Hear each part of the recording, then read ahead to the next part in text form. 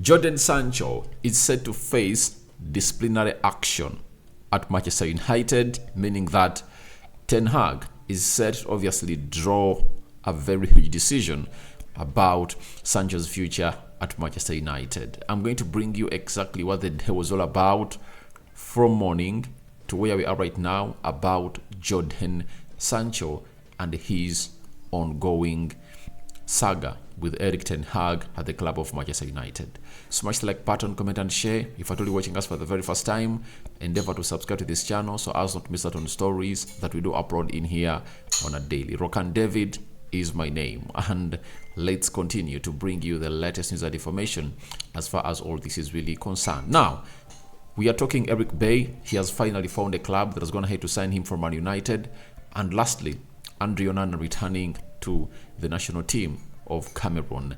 Let's see close to 400 likes much of this video and continue to subscribe to this channel because we want to hit 16,000 subscribers before the end of this month. And we thank God for the gift of life. My Muslim viewers and subscribers, Barakallahu fikum. Now, let's start it off with Fabrizio Romano coming in through, obviously breaking the first story of the day about Jadon Sancho. He said Erik Ten Hag and some Man United staff have not been happy with Jadon Sancho's training levels. Tensions have been circling for a few weeks.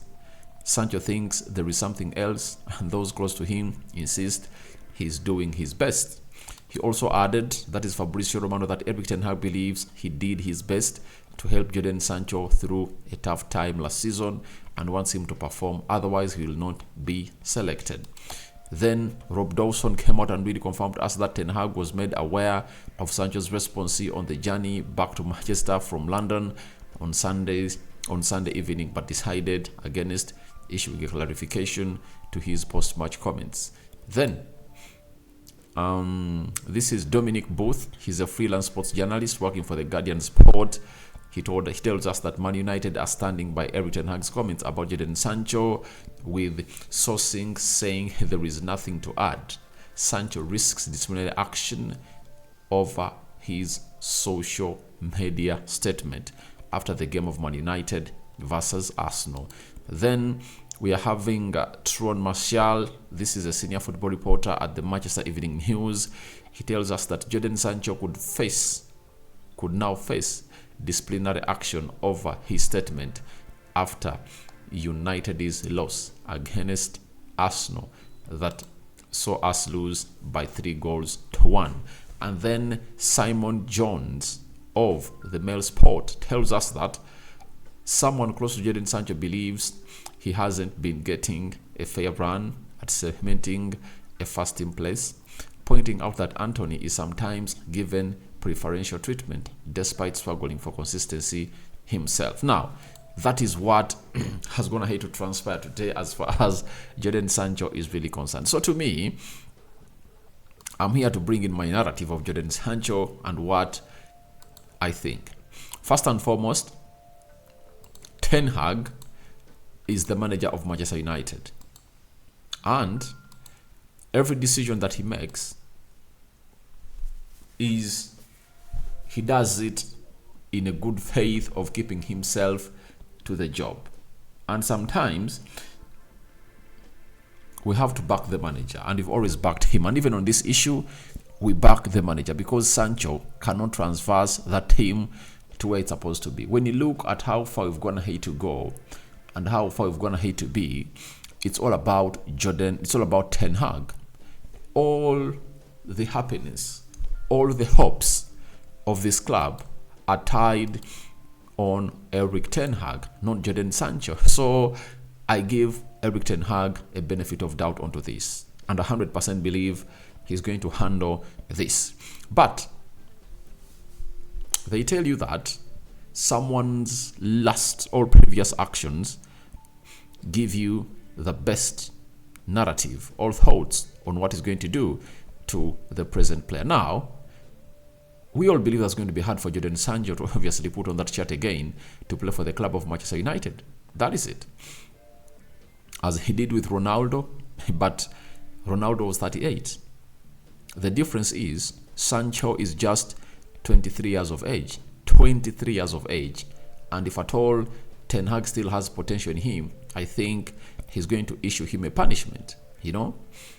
But that doesn't rule out Erik ten Hag coming out and obviously doing the worst of really letting this player leave the club of Manchester United and maybe send him to a loan to Fenerbahce and very many others, all Turkish teams that can obviously take him to City that they obviously give him the best in that side. So as it stands, it's all about Jadon Sancho and Erik ten Hag, but Sancho's team is making an allegation about Antony.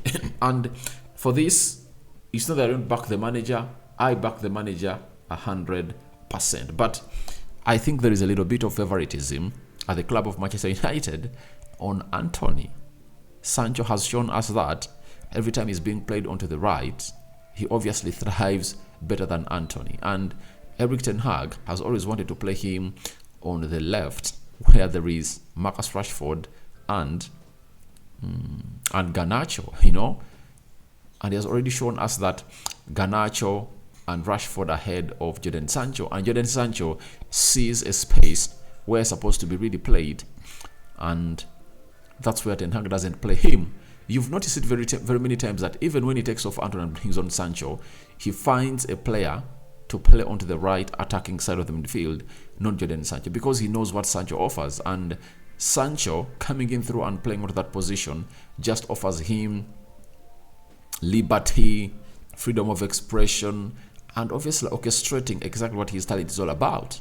Sancho at Borussia Dortmund played 70% of his games as a right winger and 30% of his games as a left winger and center forward. So Ten Hag knows this, and because he doesn't want to pile a lot of pressure onto Antony, because Antony is failing to deliver, he's obviously sacrificing Sancho. This is something we should talk about. This is something we should talk about, because when Ole Gunnar Solskjaer was doing this to Scott McTominay and Fred, we obviously came out and called it out that they are better players that can do a job, that Donny van de Beek can do that job, right? Nemanja Matic could do that job, right? And very many other players, you know. When he was favoring Harry Maguire over Eric Bailly, we came out and sounded it out. So why is it that when Erik ten Hag is favoring Antony over Jadon Sancho, yet Sancho offers more on the field of play on the right wing than Antony? Why don't people want us to call it out? However much we are backing the manager, but we should call this favoritism out. That is it. If it was working out and Antony was putting in stats and obviously putting in goals, would have gone ahead to say that is right. But it's not right. It's not right. You know? It's like we've been calling out Mason Mount before he got an injury, that he's obviously having a nightmare at Manchester United and the manager should drop him and Eriksen should come on the field of play. That is it. So if a person drops off, if a player drops off, we should come out and criticize the player. So, and the manager who puts him on the field of play. So to me, I really understand that it's really something more than what we think, because Sancho has been part of the preseason. Sancho has been part of the matchday squad that obviously played against Wolverhampton Wanderers, Nottingham Forest, and Tottenham Hotspur, and he has gotten some minutes in his legs.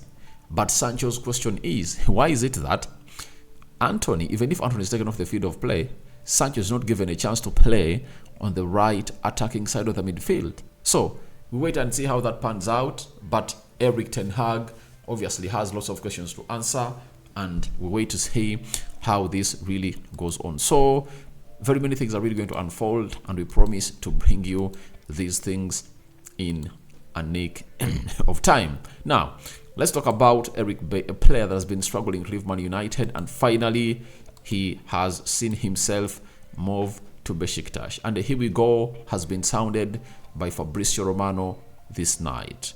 Eric Bailly to Besiktas, here we go. Deal agreed tonight with Ivorian centre-back. There is also green light from Man United for Bailly to leave. Understand it's a permanent transfer, and Bailly will sign a short-term deal, 1-year contract, free in 2024. That is it. So Eric Bailly finally leaves Man United, and I think when he went to Nice, the words he put out were not keeping him by the club of Man United. he pointed about favoritism at the club of Manchester United, that some players are favored over the others, and he was obviously pointing at Harry Maguire, because nowhere on planet Earth is Harry Maguire a better CB than Eric Bay. Eric Bay is a better centre back than Harry Maguire, but he has always gone ahead to be really benched on the expense of Harry Maguire. Yet Harry Maguire is really crap. But finally he finds himself a club, and he leaves the club of Manchester United and is going to Besiktas. We don't know whether United have gone ahead to agree to terminate a deal, terminate the contract of Eric Bay, but you're going to be knowing these further details, because Eric Bay wanted United to terminate the contract, and if at all it's terminated, he wanted a compensation of £700,000. That is it. So we're here to wait and see whether that has gone ahead to obviously be really favored. So to our understanding, it's obviously great that he's leaving the club of Man United and let him start his new career. But one of the big factors that really stopped the career of Eric Bay at Manchester United are his injuries.